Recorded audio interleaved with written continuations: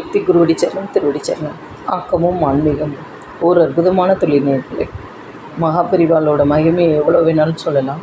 அதில் இன்றைக்கி ஒரு குட்டி அனுபவம் என்ன அப்படின்னா, நம்ம மகாபெரிவாளை பார்க்குறதுக்கு எல்லா பேரும் வரிசையில் இருக்கா. ரொம்ப நேரமாக வரிசையில் இருக்கா. அதில் ஒரு 92 வயசு பாட்டி வரிசையில் இருக்கா. நிற்க முடியல, முணுமுணுன்னு முணுங்குறா. ஏன்னா பாவம்ல, நம்மளால் ஒரு 10 நிமிஷம் நின்னாலே கால் வலிக்குது. 92 வயசுனா எப்படி இருக்கும்?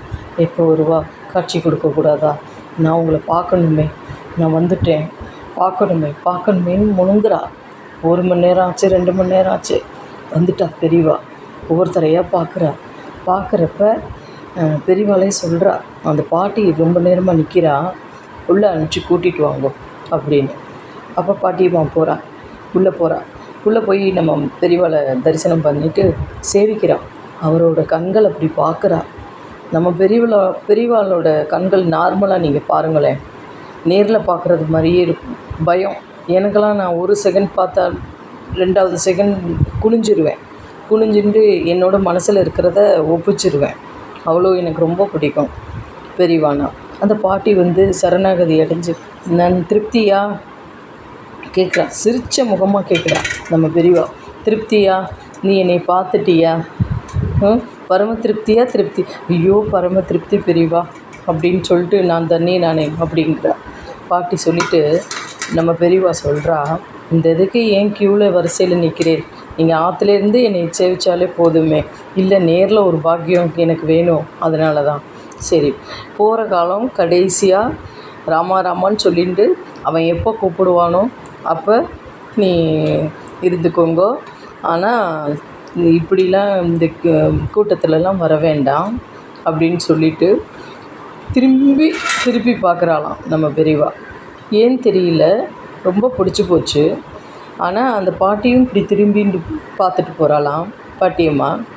அப்போ நம்ம பெரியவா சொல்கிறா, தனியாக அனுப்பாதீங்கோ, சீடர் ஒருத்தரை கூட்டிகிட்டு போய் அவள் ஆற்றுல விட்டுட்டு நீங்கள் வாங்கோ அப்படின்னா. காரணம் இல்லாமல் நம்ம பெரியவா எதுவுமே சொல்ல மாட்டா.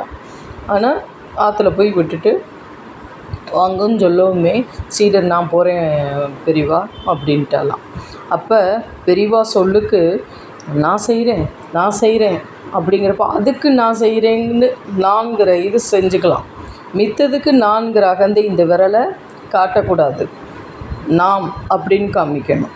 இந்த தொண்டுக்கு நம்ம நான் தலை நிமிர்ந்து செய்யலாம்.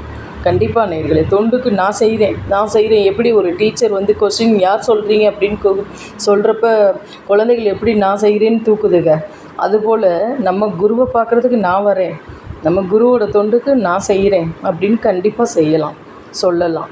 கண்டிப்பாக குருவை நம்ம சரணாகதி என்றைக்கும் அடையணும். கண்டிப்பாக அவரோட திருவடி நம்மளுக்கு என்றைக்கும் பணியணும், தொட்டுண்டே இருக்கணும். கண்டிப்பாக எனக்கு ஒரு தடவை